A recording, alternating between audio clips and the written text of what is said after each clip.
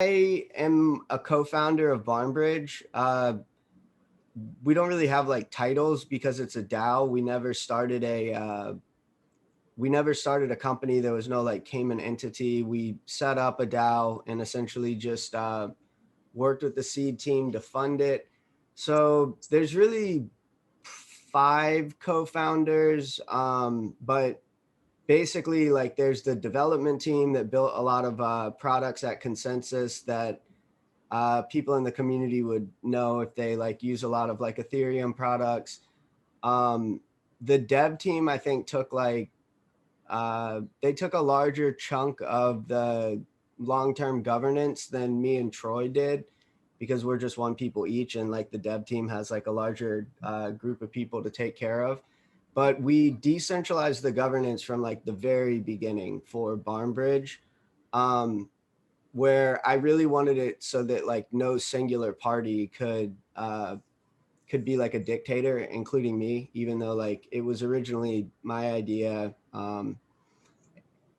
But again, like I think that Troy is very good at governance and like how DAOs work and structuring incentives. The dev team is a very, very good dev team, and like a lot of times in crypto people don't pay enough attention to the devs.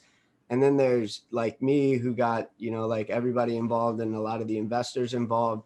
So I mean, if you really believe in decentralization, I think that like a lot of people have trouble decentralizing things from the very beginning, and I was pretty adamant about that. But yeah, so I mean, that's just like generally like how the structure of our governance works. Like we distributed it day one.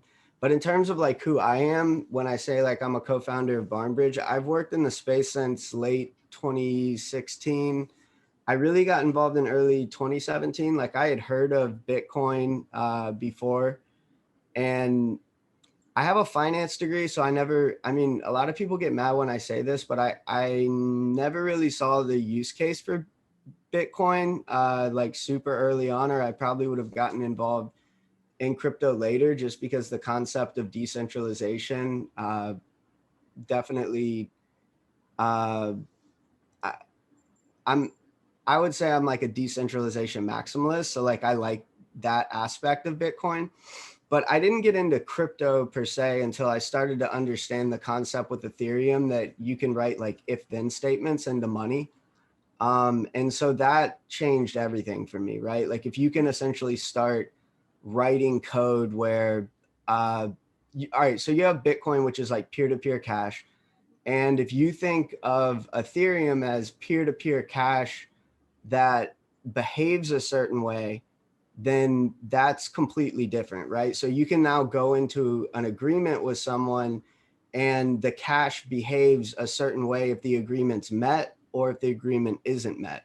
So like you're not really worried about legal contracts anymore. You're worried about smart contracts and what the codes say in order to fulfill both sides of an agreement, right? And so that blew my mind. Like at that point, I was just kind of hooked, and I've never stopped working in crypto since that point that I figured that out. And so I was working early stage Consensus. I think I was only an employee of Consensus for a month because I always had my own companies. Like even before I got into crypto, I was an entrepreneur. But I worked with Consensus from, you know, late 2016 through late 2018. I worked with a lot of different companies in the ecosystem, earn.com, like before they were acquired by Coinbase, and then even after. And I worked with a lot of, you know, early stage concepts, like helping doing UI, helping go through their white paper, helping figure out how they could position some of what they were doing. And I think it gave me a really unique understanding of crypto because I was able to read so many different papers, work with so many different teams. I saw a lot of teams succeed and I saw a lot of teams fail. And so, yeah, it definitely helped me figure out what I needed to do when BarnBridge came along. So from what I've read from what you've written on BarnBridge, so your Medium post, your white paper, your FAQs, BarnBridge is more it's less of economics design. So it's less of using tokens to align incentives for the entire product and more of financial product design, because you're structuring different kind of crypto assets or different crypto protocols, and you're defining the different risks and yield from these very diverse set of protocols. So would you say that that came from your financial background, or that came from reading so many different protocol or white papers from consensus that gave you this idea to start BarnBridge? I would say both. So when I came out of school, I started, my finance degree didn't teach me anything about BarnBridge. I mean, other than just like how basic finance works, right? Like, I mean, maybe I learned about derivative tranches and like finance 301, but nothing, nothing like that in depth, right? Like it was probably a question on the test. But I did work with a subsidiary of JP Morgan after I came out of school, trading extremely illiquid tranche debt. And basically at the time, like JP Morgan would use non-positioning brokers to move out of positions, because if the other side of the trade knew that it was one of the bulge bracket firms, they essentially knew it was like junk, because it took JP Morgan like years to even find out what was on their balance sheets, Uh-huh. because the structures were just so complex. Uh-huh. So like that was like my introduction into like how complicated debt structuring can get outside of like what's in your textbooks when you're like learning finance, right? Then fast forward a couple years, I start working with a company called Market Protocol. They're doing derivatives on chain, and basically they were really like synthetics before synthetics. Like they were doing like synthetic Apple, synthetic Tesla, or at least trying to. They ran out of runway because they really were like ahead of their time, like substantially. But they didn't die. Like what we built there was like forked to MC Dex, like Monte Carlo Dex. I think what MC Dex is now isn't like the everything that we built. It's not like they just copied it, but like they definitely used it as the framework for what they've become. And so that was my introduction. Like that's like we're talking like mid early 2018 at this point. Then crypto kind of dies, it crashes. And I would say like fast forward a year, I'm working with like leaders in the space were probably like a little bit easier to access in 2019, because I don't think anybody like cared at crypto at that point other than like the people who really believed in it. And so I saw like at the time there were people that like Andrew Keys was trying to sell Ethereum to like State Street, like Mark Yusko. I never worked with Mark Yusko, but he lives in my town, so like I get like coffee and lunch with him a good bit. And he was trying to sell like Bitcoin to CalPERS, and they all kind of ran into the same issue, which was uh, these massive institutions were having a very difficult time at wanting to buy into crypto because of the underlying volatility of the assets, right? Like, yeah, it was at 20K at one point and it seems like it's the future, but it also was like 4K a month ago, right? So like Bitcoin, I mean, I don't think anybody would argue that Bitcoin is a very volatile asset, and so is Ether. Mm. Okay, so let's talk about let's get started with the kind of tokens that's available on BarnBridge before we start introducing BarnBridge. Because from Yep. what I understand, BarnBridge has two types of tokens. You have the bond token and you have the BB vote tokens. What's the difference and what are they? Yep. So our governance structure is right now through a DAO, and we wanted to essentially set up a DAO first, like I was explaining earlier, I think before we were recording, we never set up like an actual company. We looked through everything, like Cayman entities, like Malta entities, and we decided really based off of Kane at Synthetics. I asked him like, what's one thing you would have done differently if you were going to do synthetics over? And he's like, I would have just gone down DAO first, because especially when you look at things like YFI, where they just kind of rolled out governance and like the community essentially has like voting into the ecosystem. Like that's good from like a regulatory perspective, but it's also just like easier for like actual decentralization, because it's hard to unbundle these like foundations and companies and everything and then give it to a DAO. There's all sorts of like tax implications. So we never started a company. We just started a DAO. At the time, we used an Aragon DAO, and the Aragon DAO isn't going to like actually work for what we're trying to do long term. It's just not like fluid enough, but it was absolutely like an out of the box like godsend for us, because like you can just spin up a DAO in a couple minutes, and start putting in parameters and editing the code. So like the Is BB that a vote, fundraising DAO? Because huh? Aragon has this DAO system where you could fundraise, and it's almost like an augmented bonding curve system where people who put funds in can be voting as well. Yep. I don't remember which one we actually used, but we did not use the fundraising DAO. It had limitations. The fundraising DAO almost seems like it's like more appropriate for like you could run an ICO out of the Yeah, fundraising DAO, sure. but like we weren't trying to do an ICO. So there were limitations of the fundraising DAO. I think there's one called like an organization DAO or a company DAO, Mm-hmm. and that's the one that we used. Okay. Uh, but Is that the the launch DAO that you guys have? Because you have two Yep, DAOs. You have launch DAO and BarnBridge DAO. yep. Well, technically, there's only the launch DAO right now. Okay. So the launch DAO won't exist long term. It's just a means to an end. Like the only purpose of the launch DAO is to hold the funds, so that we can vote out the funds to the dev team, like because they have to pay salaries. Like up to this point, me and Troy and like even like the head of development, like we don't pay ourselves anything. Like obviously that's going to need to change long term, because I don't think any of us expected that BarnBridge was going to blow up this much. But basically the entire purpose of the DAO was to get money in there to write code. And we're building the actual DAO right now. Like I think like yesterday we released a bunch of parameters for what that's going to look like. We've been working on it essentially since we released all the code for the yield farming papers like a couple weeks ago. And I was actually really excited that a lot of what we released yesterday is very similar to the stuff that Synthetics came out with today. Um, I mean, like anytime that you're kind of like busting your ass and doing stuff and Synthetics like comes out and is doing very similar stuff, it's a good sign that you're kind of doing the right thing. But the launch DAO isn't going to exist long term. What's the timeline you're looking at?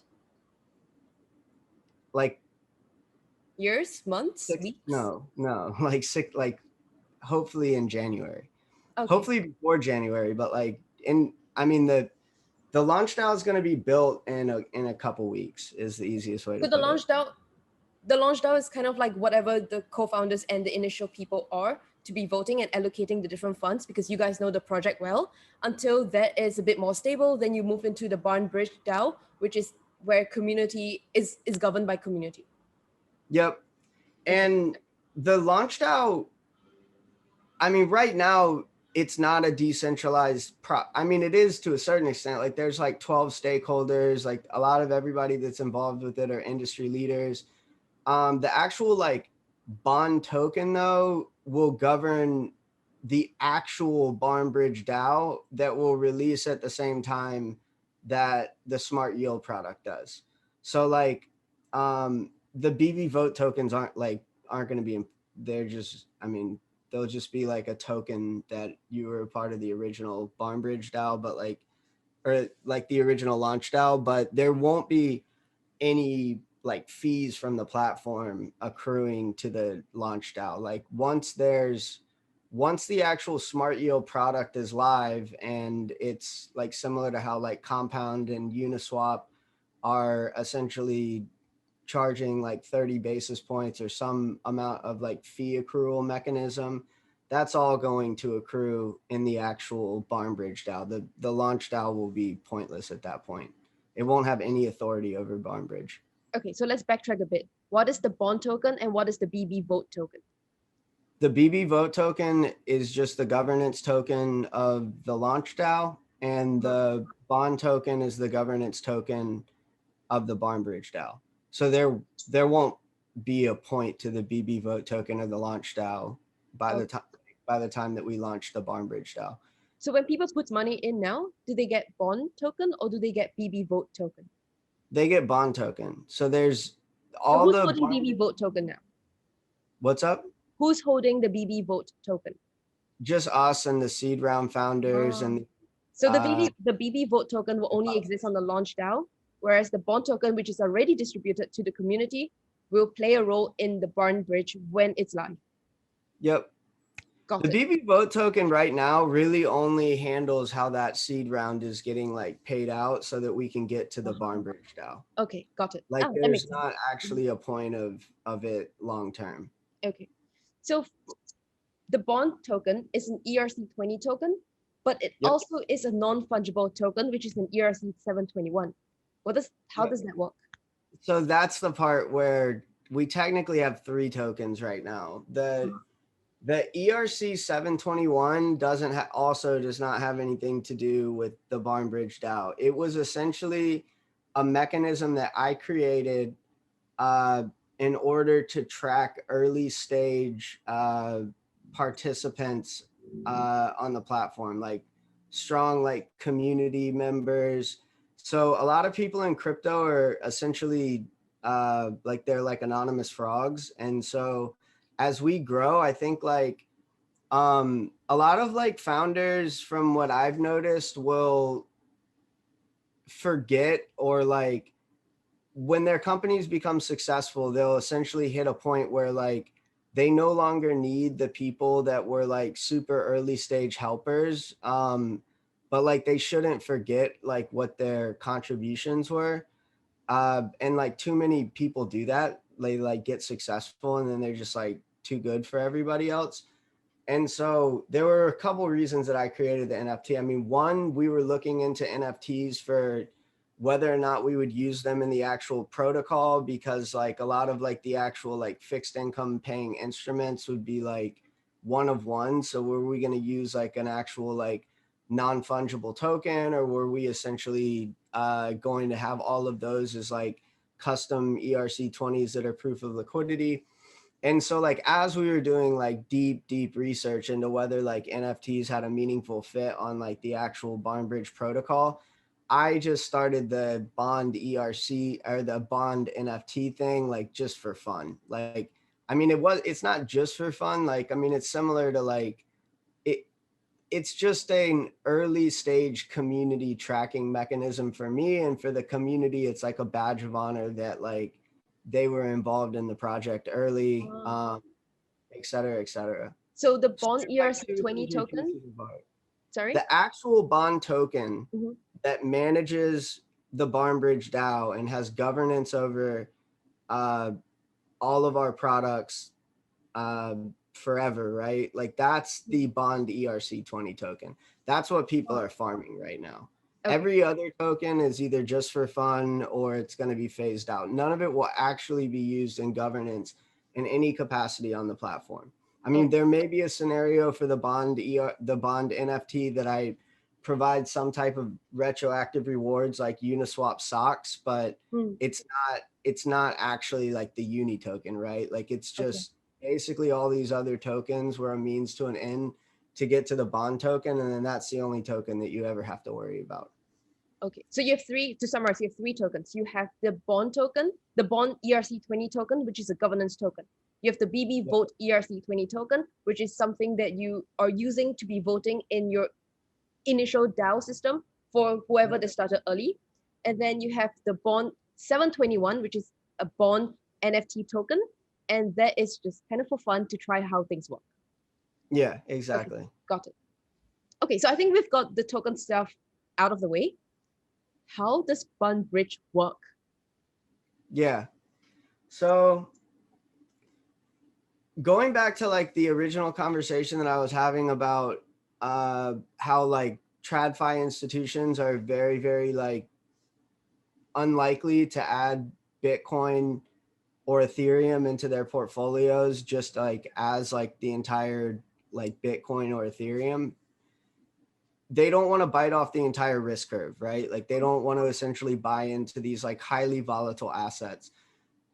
So what I started thinking about was there's two ways that an underlying asset is going to fluctuate in value, which has to do with like, you can just call that risk, right? Like there's two ways that you can look at risk for an underlying asset. Option one is that the income streams, like what we learned in finance, like in college, was, you know, an asset's worth the future value of cash flows, right? So those cash flows can fluctuate, right? Like rent goes down in a market, then essentially the prices of homes in the market will go down because you can't, you know, get as much rent for that house. So like it's not worth as much. Mhm. Bonds are a little bit different because they represent like a fixed income stream, but they were sold at a certain point. So like when when interest rates go down, the prices of bonds go up. But that's actually more so because of people are looking at like new issued bonds versus like aftermarket traded bonds. Like the new issue bonds, if interest rates go down, all the price of those bonds will actually go down. But the ones that are in the aftermarket, Mhm. they go up because it's harder to get that same income stream, right? So like bonds are a little bit complicated, but you can still think that they work in the same way as rent. If rent goes down, if yield goes down, new issuance of bonds, like the price is going to go down. Same for dividends, right? Like if dividends are paying and go down, the stock, the equity is going to go down. So like that's the main way that that we were taught, that like these underlying assets are supposed to fluctuate in value. However, you have things like gold, you have copper, you have like, you know, derivatives contracts that don't have coupons attached to them. You have synthetics, like what synthetics is making, Mhm. which would be like a derivative of something that may not actually have a cash flow attached to it. Um, and then you also have crypto, which like, you know, it is technically a commodity, but it doesn't behave in the same way as a commodity. I mean, there's other things that you can do with these like crypto economic systems, and they fluctuate like very, very drastically in value, but they don't, you know, Bitcoin doesn't have a coupon attached to it. ETH isn't a productive asset yet. So like, why are these things fluctuating so drastically in value if there are no future cash flows, right? Like gold doesn't fluctuate this much. So I started to think about all of the different ways that you can track and measure these risks. And if there was some way like on chain where you could start essentially trading in and out of like the chances that these things were going to happen, because I really like to think about things in terms of like risk and bets and hedging bets. And when we're essentially buying into crypto, what these TradFi institutions don't want to do is they don't want to buy into the entire risk curve. And so I was thinking that like every dollar of a Bitcoin doesn't deserve the same upside and downside, because like say it's at $1,000, like the chances that it's going to dip from there down to 500 are different than the chances that it would dip from 500 to like $1, right? So like not every dollar necessarily deserves the same upside and downside. And like that's not really anything that I started thinking about until I started to understand smart contracts. So what I really started to think about with BarnBridge is, and again, I wrote this white paper in like April, May 2019. Like this was back when like MakerDAO had just done like $100 million of uh, TVL on their platform. Hayden from Uniswap had like, I think done just like $3 million of like swaps on his platform. And I remember looking at those technologies and thinking like, there's going to be like a million like there's going to be a 5 MakerDAOs, right? Like, and these like pools that Hayden's doing, where like an automated market maker can replace a CLOB. Like if you think about like decentralized money all around the world pulling into these pools and taking fees that someone like Fidelity would have originally taken, like you're talking about like billions, if not like trillions of dollars of like liquidity pools, right? Mhm. So I started to think about all the different types of like products that you could structure if like you didn't have to rely on like a centralized order book, or if you didn't have to rely on if you could just like trustlessly plug into an income stream from MakerDAO without even needing their permission and restructuring it and like all the different types of things you could do with it. So when we originally were talking about BarnBridge, the concept, I called it a fluctuations derivatives market that worked cross protocol.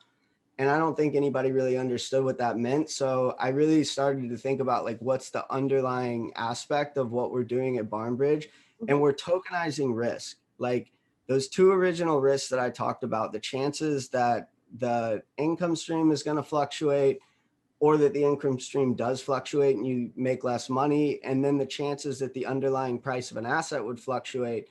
The risk of those two things happening can be tokenized, and then you can essentially create an aftermarket of all sorts of derivative contracts that allow you to trade in and out of risk that you absolutely can't do without smart contracts. So like what BarnBridge is doing that's very different than a lot of the DeFi projects that are coming to market right now is it's not a copy paste product. It's not even anything that I've ever read about. It's what we're doing is we're allowing you to trade in and out of the risk that an asset would change in price.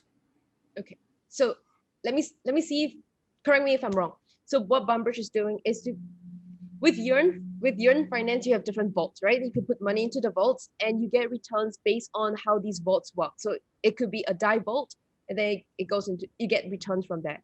What BarnBridge is doing is to create vaults, but instead of looking at APY of DAI of your different vaults, different types of vaults, you're looking at the two types of risk that you're talking about. So one type of vault structure is looking at your price fluctuation risk. The other type of vault structure is your APY, because it's like interest rate risk. And so based on that, your vault now becomes more than just one asset. It's a different types of assets that you have to put into this vault that people can invest in. So cookie jar. I like to use the cookie jar because analogies are the easiest to understand. You've got cookie jar, and this cookie jar has chocolate chip cookies and macadamia nut cookies. They're two very different kind of assets with very different types of returns. You put them inside together to hedge your risk or hedge your market price risk, like hedge the interest rate risk or hedge the market price risk. And people can invest in this cookie jar. Is that how BarnBridge works? In a very, very simple explanation. All right. So like what I think that YFI is doing that's so interesting is one, the way that they distributed their token, I thought was like extremely innovative. And that's probably the place that I borrowed from like YFI the most. I like how YFI to me almost represents like programmatic. It's almost like a robo advisor. Like its role isn't necessarily, I've seen people say we're very similar to Wi-Fi, and I honestly think we're like completely different. I think Wi-Fi is more similar to like a Harvest or like a Rari Capital, where you're able to invest in structures to like maximize return, right? Yeah. There's not a lot of like, so it's almost like an ETF.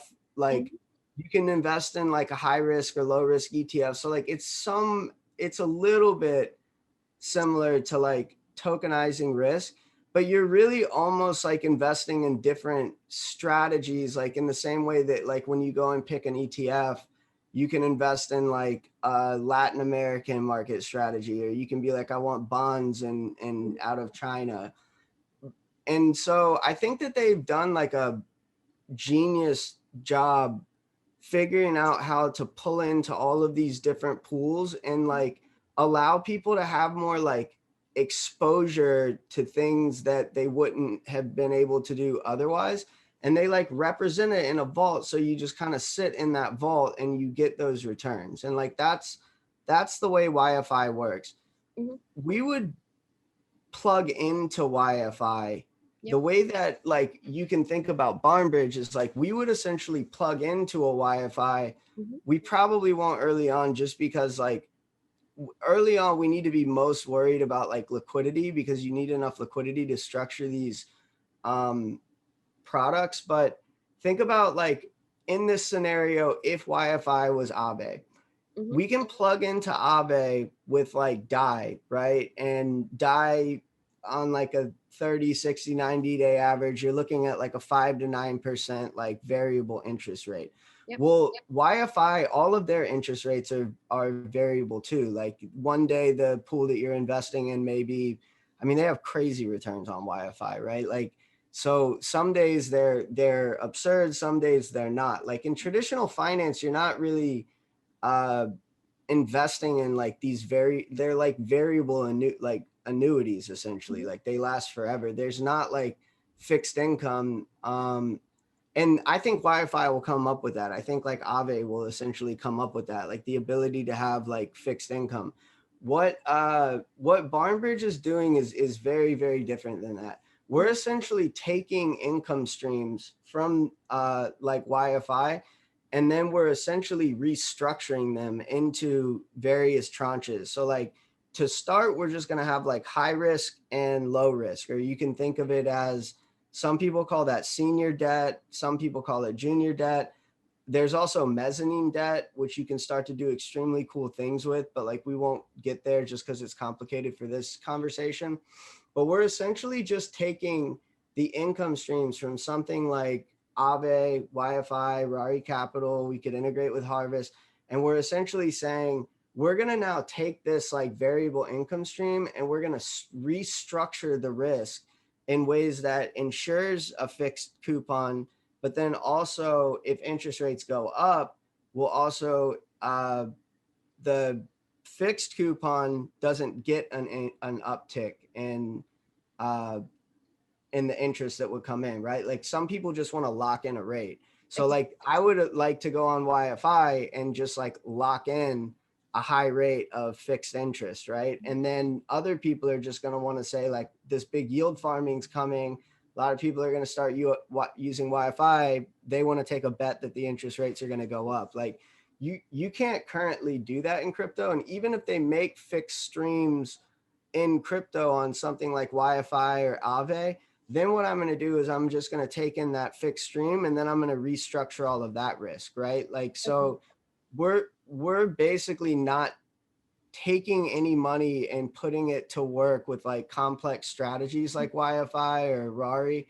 We're essentially just plugging in. This is on the yield side. We're Mm-hmm. just plugging into pre-existing income streams, and then we're restructuring the risk out, and then those will exist as their own proof of liquidity with aftermarket like that can be traded in the secondary market that represent what that is. Then you can just go stake it and pull back out essentially what's left in the smart contract after maturity.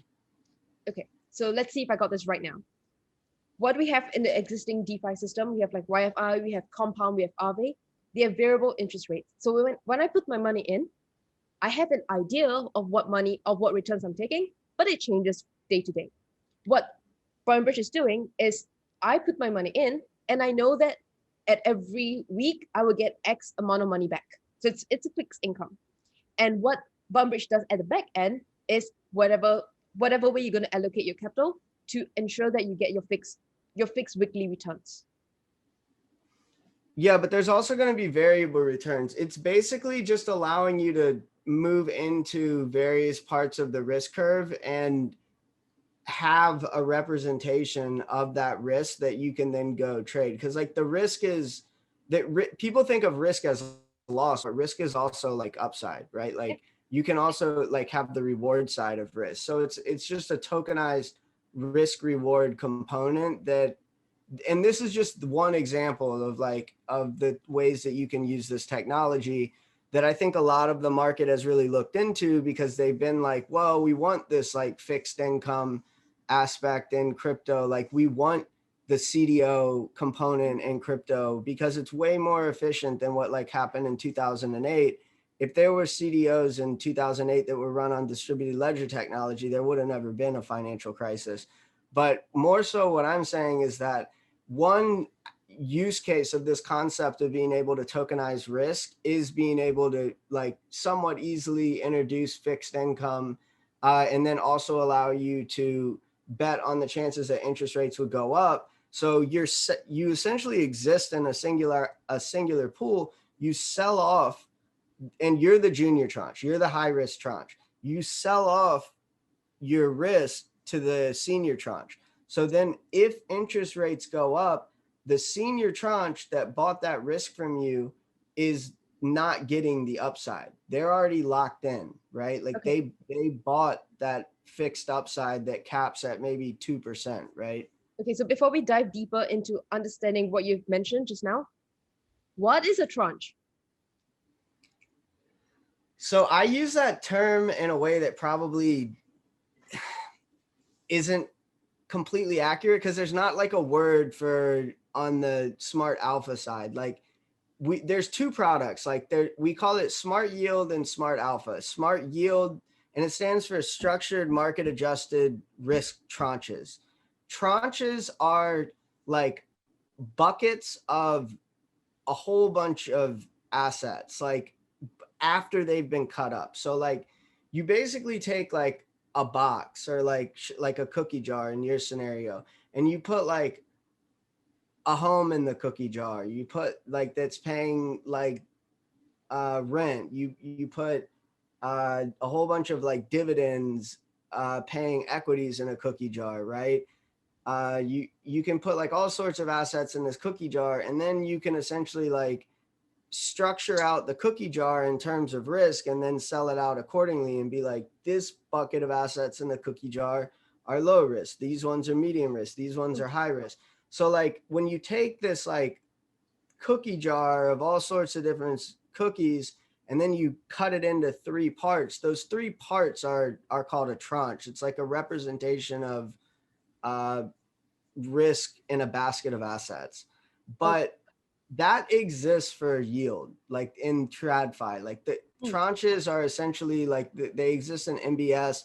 You take a whole bunch of like rent and yield from like various markets around the world, and you put them into this like securitized asset, and then you splice it out into like high risk, low risk, and you go sell the high risk MBS, you sell the medium risk, the mezzanine risk MBS, and you sell the low risk MBS. Those are just called tranches, like okay. in So traditional let's finance. explain that in cookie jar form. So I've got a cookie jar and I've got 12 different kind of cookies in there. I've got Then I split them into three different groups, three different categories. So the first one will be like all the kind of chocolate chip cookies in there. And everyone likes chocolate chip cookies. So that is something that's a bit low risk. You know that everyone's going to buy this set of, it's like a gift, but it's like a gift cookie jar. No, it's like a chocolate chip cookie mix. So it has all the chocolate chip cookie. And then the middle one will be stuff like your different nuts and whatever. And then the bottom one will be like raisins. Nobody really like raisins, but they exist. So this cookie jar has all these different cookies inside the jar.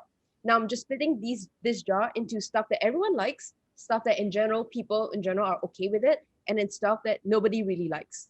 So each of this category, like the cookie jar, the cookies that everyone likes, the cookies that okay amount of people like, and the cookies that nobody likes, each of this set is called a tranche. And then people can buy these different tranches. Yeah, I mean the cookie jar analogy is kind of messing me up a little bit, but the way you could think about it is like if there were some like if the raisin cookies could potentially make you a ton of money, right? Like Yes. every once in a while, like somebody's gonna come in town and they just buy like Yeah. raisin A lot cookies of for yeah. $1,000 There's and a maybe big they're gonna party go of sell raisin it. cookies. Like it's not Yeah, it's the nobody really likes raisin cookies, but those people who love them will buy a lot of them. So yep, it's quite a risky asset because nobody is buying them. But when someone buys a lot. yep, yep, And so that subcategory of this kind of assets where nobody really wants to buy them, but when someone buys, people buy a lot, that kind of risk return structure is one form of tranche. yep. Okay.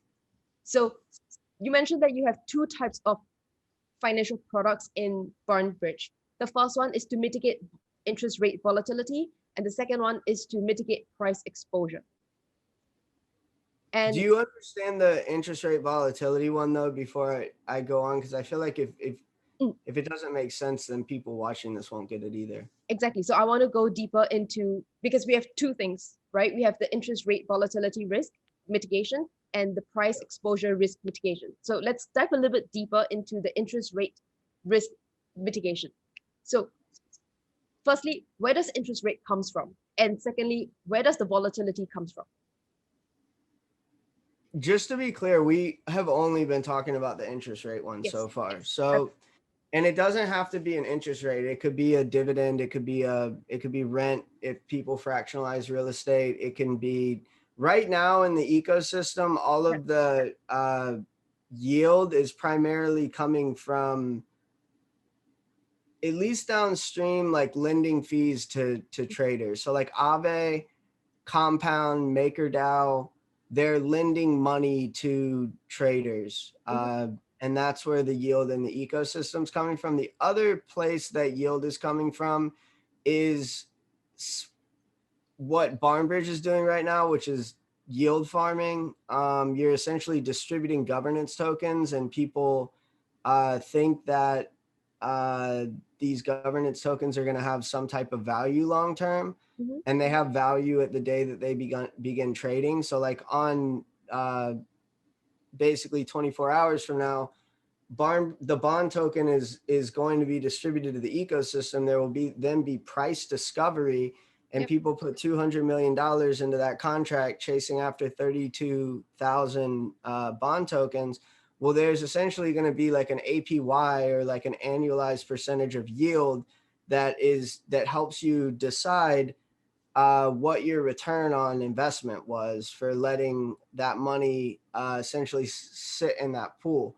So there's two sides of yield in crypto that I think the industry needs to be like acutely aware of. It's that like yield farming is not like long-term sustainable. Like we can't just like keep printing food tokens in order for these like APYs to stay like psychotically high, right? Like and there's only going to be like so many good ideas per year that come into the ecosystem.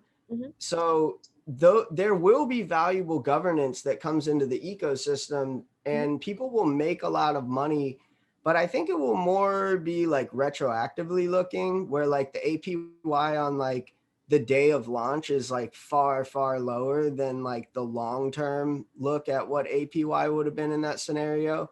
And I don't think that enough people actually understand that, that those governance tokens aren't like promised to actually be worth anything. That's like being run up by people speculating. But what MakerDAO and Aave and Compound are doing, those are long-term sustainable. And I think that the way that MakerDAO works, in order to use smart contracts to cut out like attestation, escrow, um, uh, attribution, and then also like just settlement,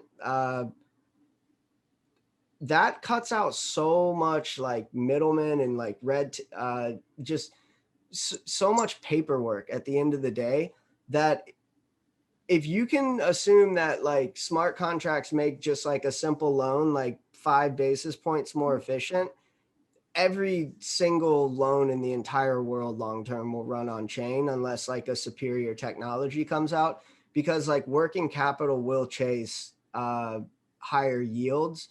And a 5 basis point improvement for like for all bonds, right? Like you just need that efficiency where like the risk is looked at as being the same. Right now the risk isn't the same. There's like smart contract risk, there's like actual risk there, but those are going to get normalized over time. And at some point, like a mechanism like Aave, MakerDAO, Compound, they're actually going to be more efficient, assuming equal risk, and it's probably going to be far more than like 5 basis points of efficiency.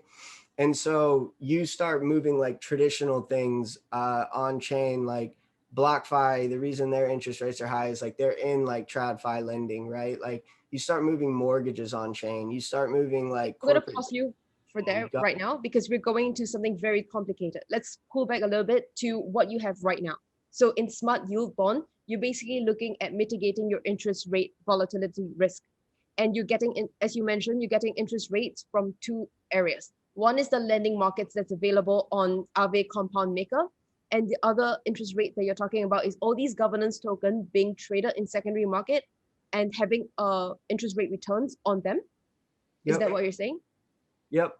So you're I getting mean, it's anywhere yield's coming from. It's so a lot of what these like robo yield farming groups are doing is they're trying to maximize yield farming revenue, but there's also just traditional yield in the marketplace that's just from lending to traders. And yeah, there will be more uh more yield. avenues for getting yield, right? Yeah, anywhere that there's yield we can structure and tokenize it. Okay, makes sense. And the other, so that's the yield aspect of bonds. And then you have a different one called Smart Alpha Bond. And what is that about? So they essentially do very similar things. They're just hedging against different risks. So same thing, like Smart is structured market adjusted risk tranches. This is where tranche like doesn't really actually have a word in traditional finance, because you cannot do this that I'm about to explain in traditional finance. What you can essentially do, the Smart Alpha product is relatively easy to understand even for someone that doesn't know a ton about finance. It's just a little more difficult to build. You basically take say ETH's worth $100 in this scenario. This is going to be a whole bunch of $100 Ethereums in this scenario. So it's not actually just one ETH. Like think about like $1 billion worth of $100 ETHs. But just to keep the math simple for this example, you're going to take one ETH, you're going to put it into a smart contract, and the day that it's essentially wrapped in a smart contract, it will be stamped with like an oracle. So it's like worth 100 DAI that day, right? What you're doing then is you're splitting it out into two new Ethereums that represent $50 worth of Ethereum and $50, or 50 DAI worth of Ethereum, 50 DAI worth of Ethereum. At some date in the future, it will auto liquidate into an automated market making pool. This is why BarnBridge couldn't have existed ago, because when Hayden was doing like $3 million of trades, it's just, or like liquidity pools, it's not big enough. You need like billions of dollars of liquidity pools, because you have to know that the liquidity pool is going to be there later to auto execute into. When you auto execute it like 7 days, 7 years, 7 minutes, whatever the time frame is, there's going to be either more than $100 worth of DAI left in the smart contract, or there's going to be less than $100 worth of DAI in the smart contract. So let's say in this scenario, ETH goes to $110. That means you have $10 of positive alpha. If ETH goes to $90, you have negative $10 of positive alpha. So what you're now doing is you've taken an Ethereum and split it out, $100 of Ethereum, split it out into two $50 parts.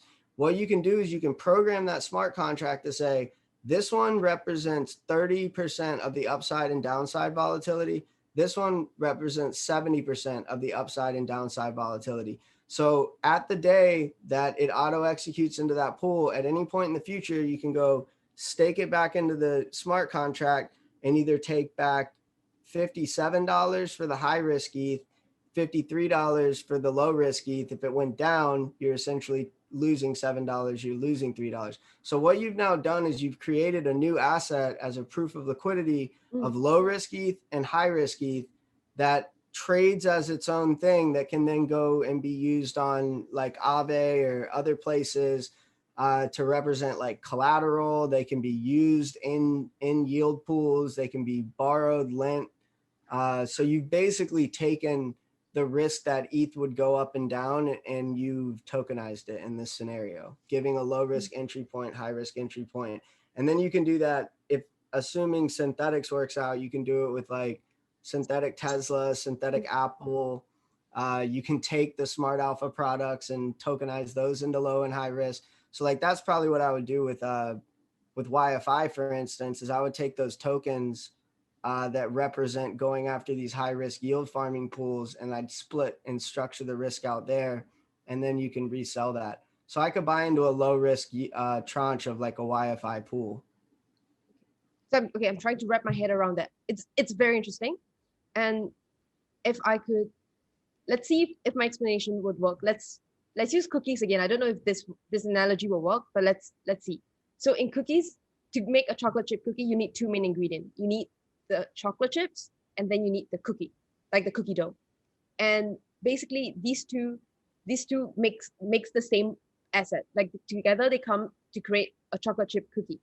And the chocolate chips could have a very different risk profile as the cookie dough, because you structure them in different assets. So the cookie dough could have a lower risk, and then you put them in, let's say, Curve's liquidity pool, because they're all the same assets, so that the impermanent loss will be a bit less over there. And the chocolate chip goes into something that's a bit higher risk.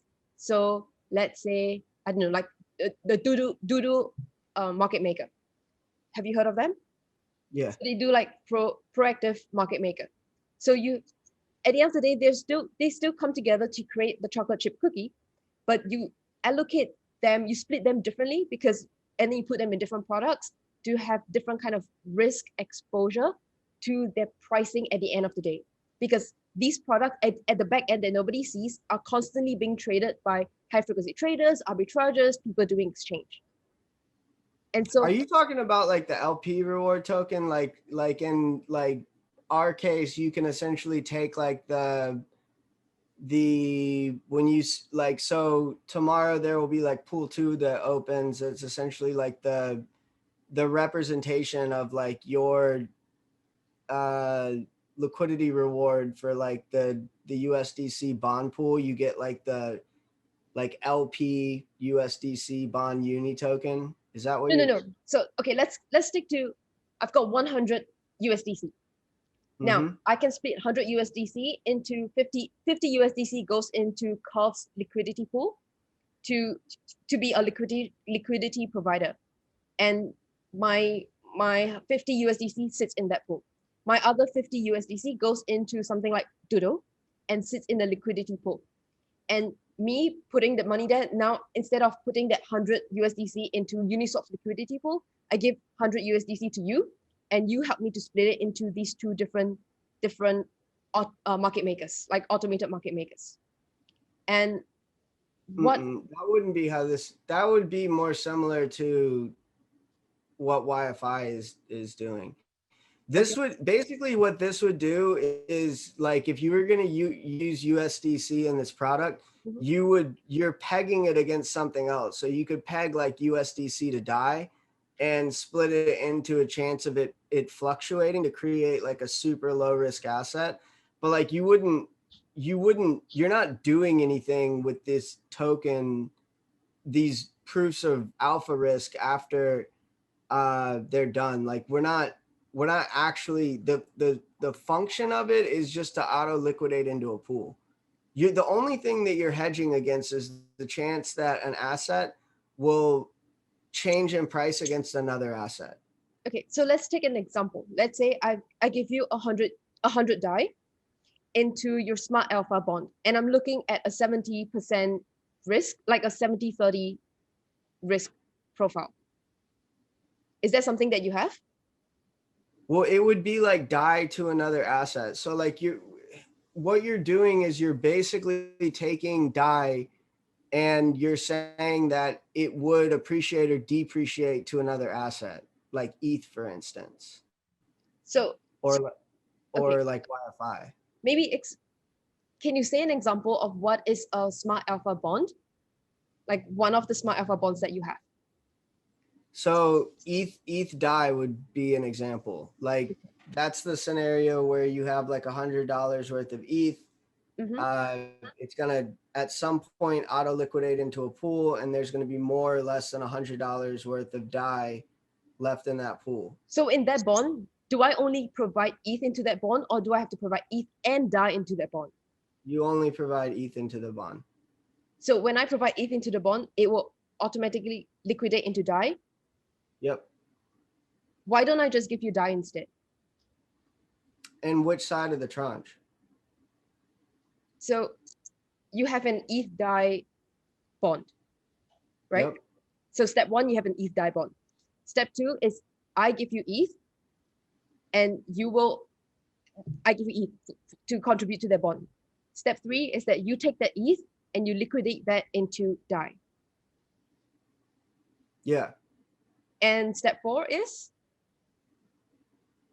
So you're doing it at a point in the future, though, is what's different. You're algorithmically trusting that the smart contract is going to liquidate that DAI into another pool, and then you're selling off the low risk tranche to another person. Okay, So I don't get it anymore. huh? I don't get that anymore. So basically what you would do is you would take DAI and you would buy into a 30% price exposure for ETH or a 70% price exposure for ETH.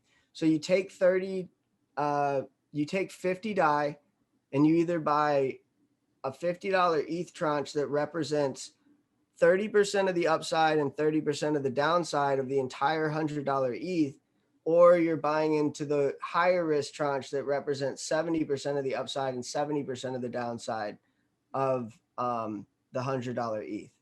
So it's a tranche within a tranche. So a tranche that is 100 DAI goes into 30% upside DAI and 70% upside DAI. Is that what you're saying? Say that again. So you said that I gave 100 DAI into a tranche, and it gives me exposure to one part of the exposure is a 30% upside. So 30 DAI goes into that, and then 70 DAI goes into another tranche that is 70% upside. So you're basically creating one pool, right? And it represents $100 worth of Ethereum, right? Okay. At some point in the future, it's going to auto liquidate into a pool. What you're then doing is you're splitting it out where one group is not biting off the entire risk curve. They only represent 30% of the actual upside and downside, which means that if ETH goes to from $100 to $1,000, right? That 30% tranche that someone bought into is not going to make their upside. They're guaranteeing that to the other side, to the other group. They're What's the guaranteeing other side? the upside to the So high risk. that means for every tranche, there is always a counterparty that exists. So for every 30% upside, there will always be a 70% upside downside that exists. So for every tranche that exists, it's always existing as a pair. Yep, there's always a counterparty that's either winning or losing the trade. Okay, so let me get this straight. But So if it goes down, Mhm. the low risk side doesn't lose as much money. Yep. Okay, so how can I explain this in simple terms? So I have, like, you have an asset that is, okay, maybe before we go to that, how do you define your 30% risk and 70% risk? So you just have 100 ETH, 100 DAI given to the smart alpha bond. And then the smart alpha bond in 6 months will be liquidating that into, or that smart alpha bond will be turning that 100 ETH, 100 DAI. Okay, sorry, restart. Step 1 is give 100 DAI to the bond. Step 2 is that in 6 months' time, that return will exist, and we have no idea what that return is. And step 3 is that the return will split into 2 different parts. One is that you get 30% of risk exposure. One is 70% risk exposure. That means in 6 months' time, when this 100 DAI becomes $110, then the part with 30% increase will get $3, and the part with 70% risk gets $7. And it becomes 90, and then they lose equivalent amount. Yep. So that's how you define your returns. Yep. And Okay. it doesn't, I mean, not to make this more complicated, but it doesn't have to be 70-30.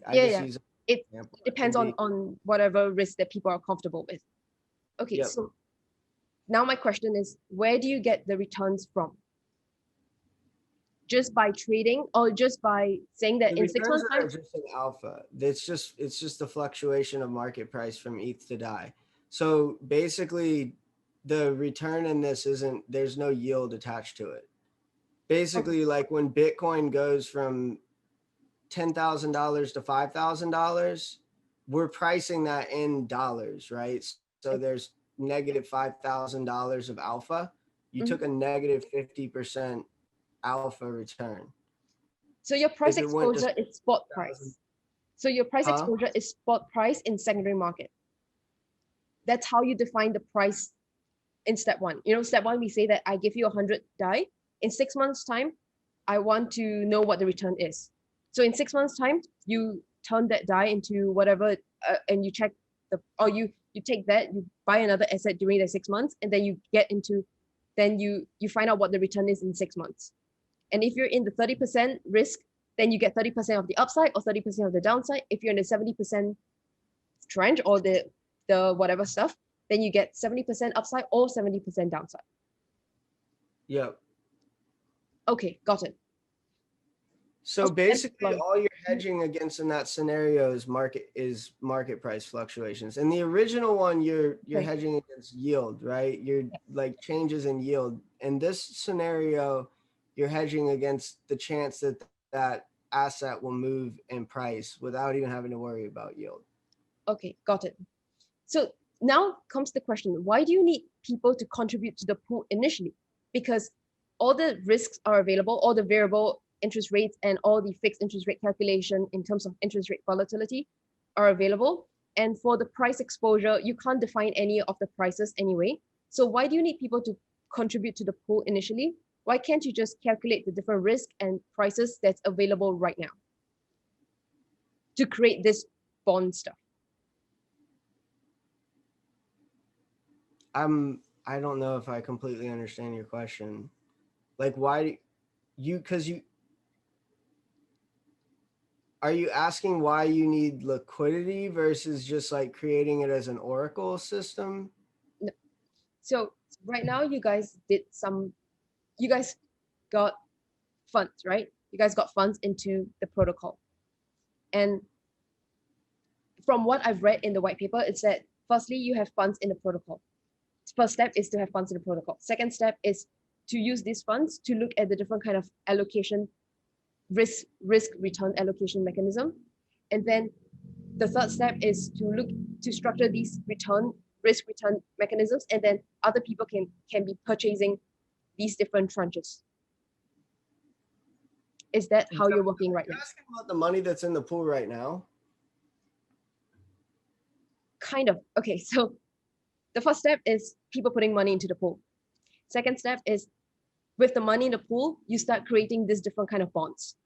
And then the third step is now that now that you've got money into the pool, now you can define what's the exposure of these bonds. You define the risk of these bonds, and people can add additional money in. Is that what you are doing right now? The the money that's in the pool right now is a proof of capital distribution of the original token, in like the same way that like Bitcoin No, that's not what uses. I'm asking about. So there are two ways to get started with your bonds. The first one is people put capital in, and based on the capital, you structure the different kind of bonds, which are your different your different risks.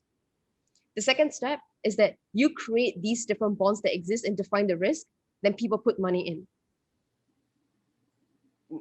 Which In one? both scenarios, like every single like DeFi asset is like a pool. So like you're creating a pool of capital, and then you're making that pool of capital behave in a certain like pre-designed way.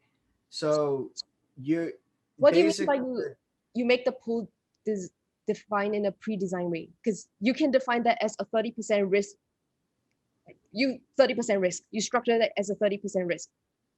yeah, but you're doing that ahead of time. So like I mean, you can call them like vaults, you can call them pools, you can call Yeah. them liquidity. Bonds.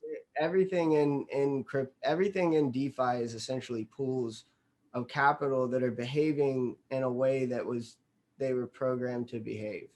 Mm-hmm. Does that make sense? Yes, makes sense. So in this scenario, you have to have you have to have a pool of capital in order to sell the risk or like tokenize the risk of it. I mean, you don't have to, but Yeah, that's I don't think it that's my would be. question. I don't You think it don't would be have to, but why do you guys start with that? Because you can because define you that kind of. risk I mean, based on the interest rates that's available right now. you do have to. I mean, like you because otherwise you get into like you're going to create an insolvent system. Like if you can't just represent risk as a number and like sell that, because then if you're wrong, who's gonna supply the other side of the bet? Like who's Because gonna pay it the back? whole idea of smart contract is that it can take in a lot of information and price information by oracles or whatever to be restructuring the risk so that you always maintain a 30% risk exposure, right? So that is how I understand things. So in that sense,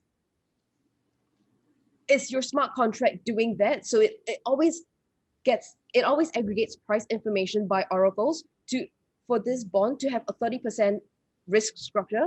And people can, if people want this 30% risk structure, they put capital in there. Then your smart contract will continuously maximize to 30% risk structure based on the new capital coming in. No, you're just deciding like in the scenario of 30% for the alpha product, we're just agreeing before money goes into the contract that you're using like you're gonna know ahead of time, like this is the oracle that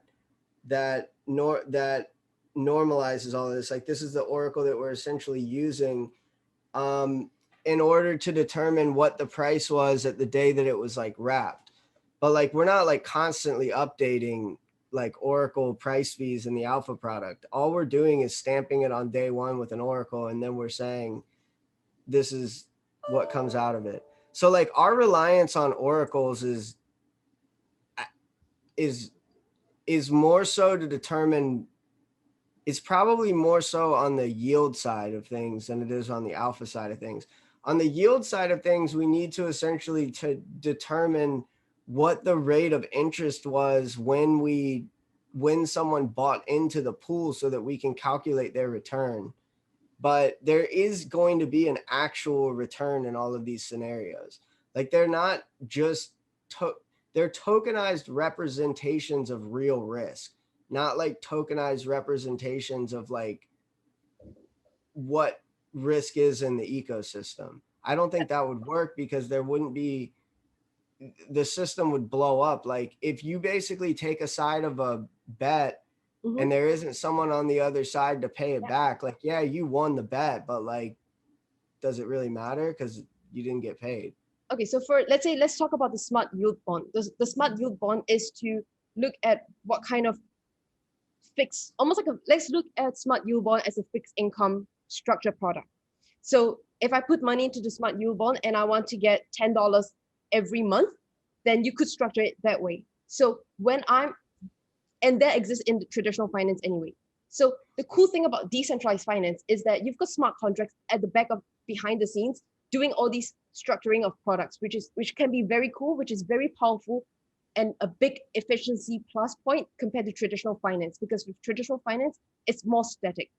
So what I'm asking is that is BarnBridge having a very dynamic smart contract that links to Oracle prices or links to whatever inputs and variables that you're doing, so that every time someone adds new capital into this smart yield bond that gives you that with this fixed income smart yield bond, you're always restructuring the product at the back end to give you to maintain that $10 monthly return, that fixed income return every month. And with any additional value that you get, it goes into the DAO system, it goes into the protocol, whatever it is.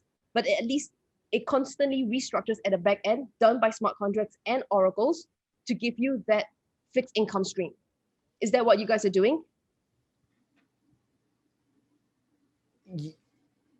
Yes. I mean, that's not exactly the way that we're doing it, but in theory, that's the way that it will structure. And then if there's not enough money in the income stream, similar to traditional markets, like things can blow up, right? Like For sure. you're Exactly. basically guaranteeing that 2% fixed stream.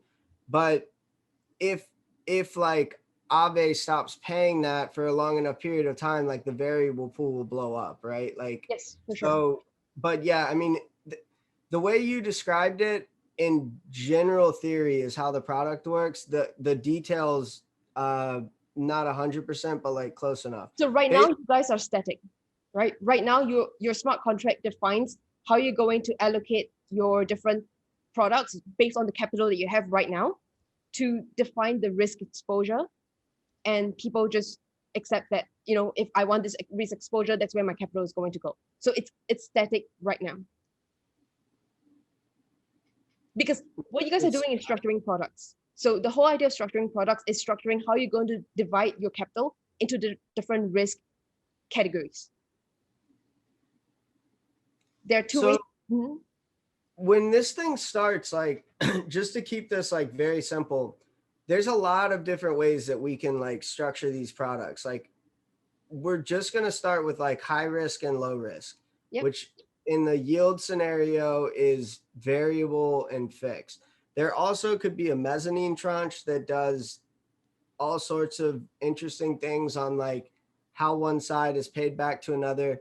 But in this scenario, just think that you're basically able to now plug into something like Aave, right? There's a 5% stated variable return on DAI at the moment. So you're basically taking that 5% return and you're saying, we'll guarantee the fixed side gets like a 1 or 2% coupon for like 7 days. If it goes above 5% and Aave starts paying 10, 15, 20% on DAI, the fixed side's already locked in their return. The upside from that return goes to the variable pool. If it goes down, if it goes from 5% down to 1%, and you've locked in the fixed at 2%, then the variable side is paying for that for those 7 days to ensure the 2% back to the investor. So the thing is, people can do that on their own. What you guys are doing is to aggregate all these different small little retail ways you're allocating funds and assets, and to find counterparty risk. How would you do that? How would you do that on your own? You would like go on the internet and find like another person that was, exactly. So you could do that on your own, as in a peer-to-peer way. You find someone who will be your counterparty risk. Right now you're aggregating all these different preferences to pair off these counterparty risks. Well, in this scenario, it is like another person. Like you're basically creating a pool of capital where there's going to be people who buy the senior tranche and then sit in the junior pool. So you are basically creating a marketplace where there's going to be people that buy the fixed rates, and then there's going to be people who just sit in the variable pool, because you always need them to pair up, right? You can't have someone that's always buying the senior tranche without anyone buying the junior tranche. Yep, that's right. So basically, if you just sat in the junior pool and nobody was interested in buying the risk, then you would just get the exact same return as if you sat in the Aave pool. Okay, got it. So you have to have the senior side buy, right? And there may not be a senior side. That's part of why we're most likely going to charge money to the we're not sure if we're going to charge money to the senior side at creation, but we're definitely going to charge money to the junior side, so people don't just like hit our system with a whole bunch of like stupid pools that nobody's ever going to take the other side of. Okay. Like nobody's going to take like when DAI hits like some of those days that it hits like 60-70%, like nobody's going to set up a pool to ensure like a 25% fixed rate in crypto. Like, so, and then the same way, if somebody says like, I'm going to set up this pool so that there's like a 0.001%, like, and nobody's going to buy it. Right. Like, so you have to let the market structure itself. Some sides won't get taken, some sides will. Okay, got it. So to summarize, you guys have two products. You have the smart yield bond and the smart alpha bond. The smart yield bond is your interest rate volatility or yield volatility, your yield volatility risk. So right now, most of the yield comes from interest rates in lending platforms. In the future, it could be a lot of different things. It will be whatever it is, whenever the the space offers these products. The smart Yep. alpha bond is the price exposure risk after a period of time. So you have those information being set in your smart contract that gives you the price exposure, and then and in all these different bonds, you always have two parties. They are counterparties. One person takes higher risk, one person takes lower risk, and then you're almost like matching them off every time. Someone buys the 70%, someone else buys the 30%, and the risk just pass off like that. So it becomes a bit more efficient in that way. Yep. And then the one piece that's missing from Mm. all of that, you actually nailed it. The one piece that's missing from all of it is that in all of these scenarios, you get a tokenized representation of what you bought, and there will be an aftermarket for those as well. So like you can go on an exchange and like buy into a fixed rate that's already been bought that someone may want to sell. So like when they want to exit their position, there's essentially going to be people who are like, yeah, I actually want that. So they're going to, once you get the new position, those positions will fluctuate in price. So like if you want to buy into like a fixed 3% pool of DAI, you may have to pay more or less than the person that was originally willing to buy it, but like they are going to exist and have secondary markets. So Okay. So you're going to does start that, tokenizing these bonds as well. So which is this tokenized version of bonds can be traded in secondary market, which is very different from the bond tokens, which is a governance token within the ecosystem. yep. So they're just going to be represented as like proofs of liquidity, very similar to like if you're yield farming and you go into a Uniswap pool Mm-hmm. and like you take both sides of the pool and you get that like LP uni or like a, like the curve pool token, the balancer pool tokens, those are all called proofs of liquidity. Yep. So in the same way, these tokenized representations of risk are going to have proofs of liquidity that will have a syntax that makes sense so people understand what they are. There will be a secondary market for them. So then you can just start buying in and out of risk and trading in and out of risk all across the ecosystem in a way that like you really can't do right now. Okay, got it. Awesome. Okay, that's very interesting. So we're basically tokenizing a lot of financial securities and financial products that exist in traditional finance and putting them on crypto with different risk exposure, different price exposure, and that's very interesting space, or that's a very interesting innovation for DeFi. Yep, for sure. Awesome. Does it make more sense though? Do you understand why this is like very different than YFI? Oh yeah, for sure, absolutely. Yeah, it's completely different because YFI is more of the different kind of returns, whereas YFI optimizes returns. You Yep. guys, BarnBridge optimizes risk. Oh no, minimizes risks, or allows you to choose the It different risks. doesn't minimize it. Yeah, it doesn't just minimize or maximize it. It just allows you to optimize. buy into exactly where you want to be on it.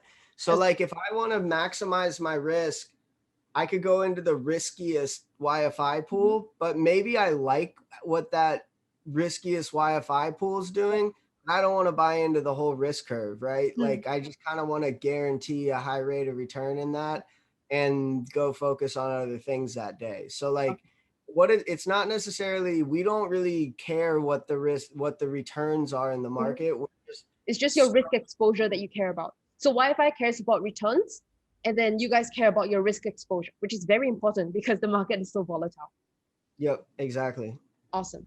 Okay. Well, thank you so much for your time, Tyler. Do you have anything else you want to add before I say goodbye?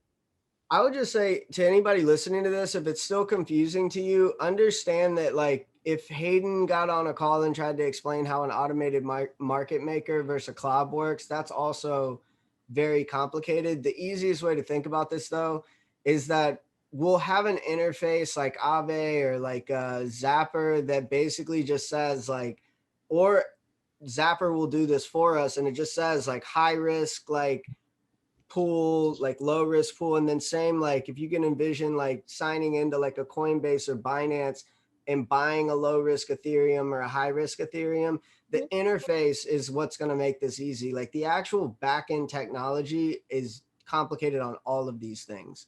So we're going to have to work very hard on the interface side that makes this easy, because obviously like the average person that uses Uniswap doesn't actually know how it works. Absolutely. I agree. Well, thank you so much, Tyler. It's 12:40 a.m. on my side, and I gotta go and Yeah. sleep. Thanks for staying up. But yeah, it was good talking to you. Yes. Goodbye. I'm just gonna. Bye. Take care. Bye bye.